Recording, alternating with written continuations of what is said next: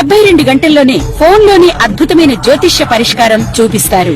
నమ్మండి, నమ్మకపోండి, ఇది నిజం. శ్మశాన కాళి రుద్ర చౌడీదేవి ఆరాధకులు నంబర్ 1 వశీకరణ స్పెషలిస్ట్. గురూజీ మనిషి పుట్టుక నుండి చనిపోయే వరకు వచ్చే అన్ని క్లిష్టమైన సమస్యలకు పరిష్కారం ఇక్కడ లభిస్తుంది. విద్య, ఉద్యోగం, వ్యవహారం, స్త్రీ ప్రేమ, పెళ్లి, సంతానం, స్త్రీ పురుష వశీకరణం, భూవశం, భార్యాభర్తల కలహాలు, కోర్టు సమస్యలు, విడాకుల సమస్యలు, చేతబడి, అప్పుల బాధ, ఇంకా మీకు ఎలాంటి సమస్యలు ఉన్నా 72 గంటల్లోనే శాశ్వత పరిష్కారం చేయబడును. ఓం గంగణపతి నమ, ఐం సరస్వతి నమ, శివాయ గురువే నమ, జయ గురు దత్తాత్రేయ నమ. ఆపదరవహతారం దాతారం సర్వసంపదాం లోకాభిరామం శ్రీరామం భూయో భూయనమామి. యా దేవీ సర్వభూతేషు మాతృరూపేణ సంస్థితాః నమస్తస్తై నమస్తస్తై నమస్తస్తై నమో నమః.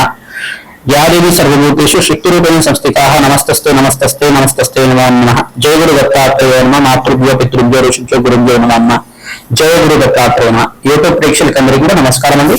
నేను పాలపర్తి గురునాథ్ శర్మ, జ్యోతిషం వాస్తు సిద్ధాంతిని.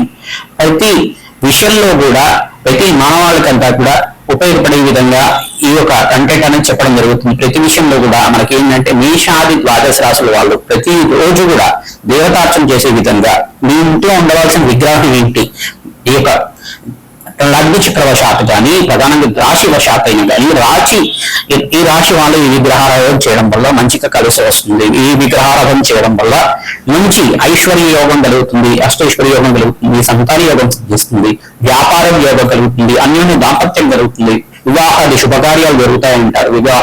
ఈ యొక్క విశేషమైన విగ్రహాన్ని పెట్టుకోవడం వల్ల, ఈ దేవతార్చన చేయడం వల్ల అఖండమైన ఐశ్వర్యోగం సిద్ధించడానికి అవకాశం ఉంటుంది. ప్రధానంగా విగ్రహ ప్రామాణికం అంతా కూడా మనకి పరిహార శాస్త్రంలో చెప్పడం జరుగుతుంది. మనకి జ్యోతిష గ్రంథంలో కూడా చెప్పడం జరుగుతుంది. అంటే ప్రధానంగా చూసుకుంటే కనుక ప్రతి విషయంలో కూడా మీకు కావాల్సిన ప్రామాణికలు అనేది ఉంటాయి. ప్రతి విషయంలో కూడా దేవతార్చన చేసేటప్పుడు కానీ పంచాయతన విగ్రహ ప్రామాణికాలు అని చెప్పేసి ఉంటాయి. శివార్చన చేసేటప్పుడు కానీ పంచాయతన విగ్రహ పూజ అని చెప్పేసి అంటారు అన్నమాట. మరి వైష్ణవ ఆరాధనలో చేసేటప్పుడు కూడా దాంట్లో కూడా పంచాయతన విగ్రహ పూజలు అనేవి ఉంటాయి. ప్రధానంగా చూసుకుంటే సారిగ్రహ పూజ అనేది శ్రేష్టంగా ఉంటుంది వాళ్ళకి. ప్రధానంగా చూసుకుంటే కనుక ఇక్కడ శివలింగారాధన చేసుకోవడం, ప్రధానంగా అభిషేకాది పూజలు చేసుకోవడం, నిత్య వైదిక కర్మంలో అయితే కనుక నిత్య యజ్ఞాధికతలు ఆచరించడం వల్ల అఖండమైన పుణ్య కార్యక్రమం చేసుకోవడానికి ఆస్కారం ఉంటుంది. ప్రతి మానవాళికి ఉపయోగపడే విధంగా కులదేవత ఆరాధనే శ్రేష్టమైన ఆరాధన ఉంటుంది. మీ కులదేవం ఎవరో తెలుసుకోండి. ప్రధానంగా మీ పూర్వీకుల ఆరాధన తరతరాల నుంచి వచ్చిన ఆరాధన అంతా కూడా చేయాలి. మీ పూర్వీకులు అంతా కూడా ఇష్టదేవత ఆరాధన చేస్తారు. కొంతమంది ప్రధానంగా చూసుకుంటే మా కులదేవం అంతా కూడా వెంకటేశ్వర స్వామి అని చెప్పేసి అంటారు. ఆ వెంకటేశ్వర స్వామి కాకుండా ప్రధానంగా కులదేవత అనేది మీ ఇంట్లో కూడా తరతరాలుగా ఈ అమ్మవారిని పూజ చేస్తున్నారు. కొంతమంది గంగాలమ్మ దేవి అంటారు, కొంతమంది పోచమ్మ అంటారు, కొంతమంది ఎల్లమ్మ అంటారు, కొంతమంది మావుళ్ళమ్మ అంటారు. ఏ దేవతను ఆరాధన చేస్తున్నారు నాకంతా కూడా ప్రధానంగా చూసుకోవాలని చెప్పేసి చూసుకోవాల్సి ఉంటుంది. గ్రామ రక్షగా ఉంటుంది అమ్మవారు, ఇంటి రక్షగా ఉంటుంది అమ్మవారు అంతా కూడా. ప్రధానంగా అమ్మవారు ఏ అమ్మవారిని పూజ చేస్తున్నారు, విశేషంగా అమ్మవారి యొక్క చిత్రపటం కానీ అమ్మవారికి సంబంధించిన అవతార రూపంలో ఉండే చిత్రపటం కానీ ఇంట్లో ఉండాలి. లేదు చిన్న విగ్రహం ఈ యొక్క అంగుష్ట మార్గం అంటే 3 అంగుళాలు మందం ఉండే 3 ఇంచెస్ అంతా కూడా 3 ఇంచెస్ అంతకన్నా అంగుళాలు మందం ఉండే విగ్రహం అంతా కూడా పెట్టుకోకూడదు అన్నమాట. ఎక్కువ విగ్రహాలు పెట్టుకుంటే గనక దానికి మహానైవేద్యం పెట్టుకుని యోగం ఉంటే గనక మడి ఆచారాలతో చేసిన మహానైవేద్యం అంతా కూడా అన్నంతో చేసిన నైవేద్యం అంతా కూడా పెట్టాల్సి ఉంటుంది. యజ్ఞాది కృతులు చేసే దగ్గర విగ్రహారాధన చేసుకోవచ్చు. ప్రతినిత్యం కూడా ఆరాధన చేసేటప్పుడు దానికి ఏదైనా పండో ఫలమో బెల్లమో ఏదైనా నైవేద్యం పెట్టుకోవడం వల్ల ఆ విగ్రహానికి శక్తి వస్తుంది. ఎక్కువ విగ్రహాలు పెట్టుకోవడం వల్ల దానికి నైవేద్యాలు పెట్టుకోవాల్సి ఉంటుంది అన్నమాట. నివేదన ఎక్కడైతే చేస్తున్నారు అక్కడ విగ్రహ పూర్వోదయం చేసుకోవడం వల్ల అఖండమైన ఐశ్వర్య ప్రాప్తి కలుగుతుంది. విగ్రహారాధన చేసుకోవడం వల్ల దేవుడు అంతా కూడా నిర్వికార నిరాకార నిర్మయ రూపుడు అన్నమాట. దేవుడికంతా కూడా ఆకారం లేదు. అసలు ఆకారం లేనప్పుడు మనం ఏం చేస్తున్నామంటే ఈ ఆకారంలో పూజ చేసుకోవడం వల్ల ఈ విగ్రహంలో మనం ప్రాణప్రతిష్ఠ చేసుకుని మంత్రంతో ప్రాణప్రతిష్ఠ చేసుకుని పూజ చేసుకోవడం వల్ల ఈ విగ్రహాన్ని దేవుడి రూపంగా భావించి పూజ చేసుకోవడం వల్ల మనకి ఆత్మశక్తి కలుగుతుంది, దైవ శక్తి కలుగుతుంది, దైవ చింతన కలుగుతుంది.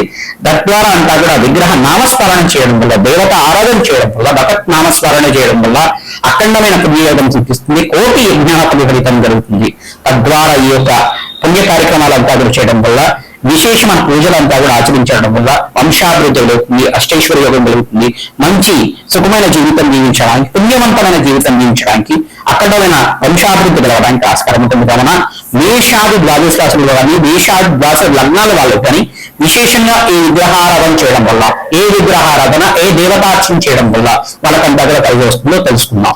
జై గురు దత్తాత్రేయ. తులారాశి తులాగ్ని రోజులు విశేషంగా ఎటువంటి దేవతార్చన చేసుకోవడం వల్ల విశేషమైన పుణ్య ఫలితం లభిస్తుంది. ఇంట్లో ఉండవలసిన విగ్రహాలు ఏంటి ప్రధానంగా చూసుకుంటే తులారాశి జాతకులు విశేషంగా మహాలక్ష్మి ఆరాధన చేసుకోవాలి, వెంకటేశ్వర స్వామి ఆరాధన చేసుకోవాలి. శివలింగ అర్చన విధానం మీకు ఆచారం ఉంటే కనుక తలతారాలుగా శివలింగ అర్చన మీకు అంతా కూడా ఆచారం ఉంటే కనుక విశేషంగా శివలింగాన్ని తెచ్చుకొని ఈ యొక్క చిన్నది ప్రామాణికంగా వెండి శివలింగాన్ని పెట్టుకొని దానికంతా కూడా అభిషేకాది కార్యక్రమాలు చేసుకోవడం వల్ల విశేషమైన పుణ్య ఫలితం కలుగుతుంది.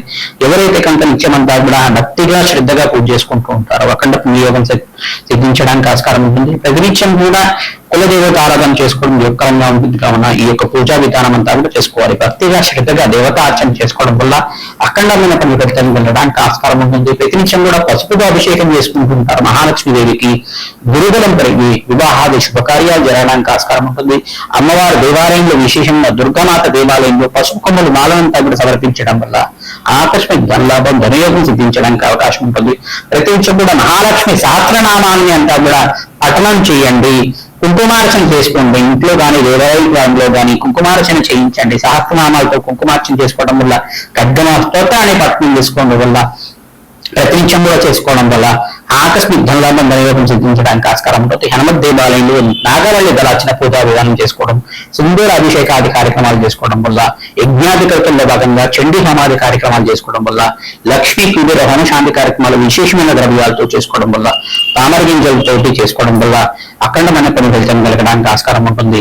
ఆకస్మిక ధనలాభం ధనయోగం సిద్ధించడానికి ప్రతినిత్యం కూడా వ్యాపార స్థలంలో విశేషంగా మీరంతా కూడా లక్ష్మీ కుబేర హోమాన్ని అంతా కూడా ఆచరణ చేసుకోవాలి. లక్ష్మీ కుబేర యంత్రాన్ని స్థాపన చేసుకోవాలి. విశేషమైన పుణ్య ఫలితం కలుగుతుంది. కులదేవత ఆరాధన శ్రేష్టమైన ఆరాధన ఉంటుంది కావున ప్రతినిత్యం కూడా కులదేవత ఆరాధన మరవకూడదు. ప్రతినిత్యం కూడా కులదేవత ఆరాధన ఖచ్చితంగా చేయాలి. ఎవరైతే కులదేవత ఆరాధన చేస్తుంటారో వంశాభివృద్ధి కలుగుతుంది. ఆకస్మిక ధనలాభం ధనయోగం సిద్ధిస్తూ ఉంటుంది. కులదేవత అనుగ్రహం వల్ల వంశాభివృద్ధి కలుగుతుంది.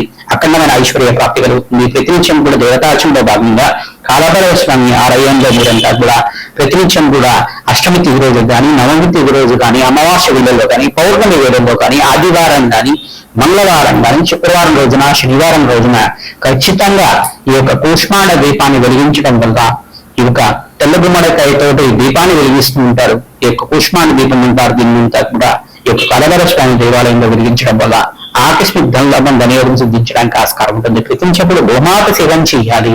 గోమాత సేవ ఎవరైతే ప్రతినిత్యప్పుడు చేసుకుంటారో గోమాత కనుక కూడా పసుపు కుంకుమ గంధంతో అలంకరణ చేయడం వల్ల అమ్మవారికి ప్రీతికరంగా గోమాత కామధేను స్వరూపంగా ఉంటుంది కావున పచ్చిక తెలకపిండి గ్రాసాన్ని సమర్పించడం వల్ల ఆకస్మిక ధనలాభం ధనయోగం సిద్ధించడానికి అవకాశం ఉంటుంది.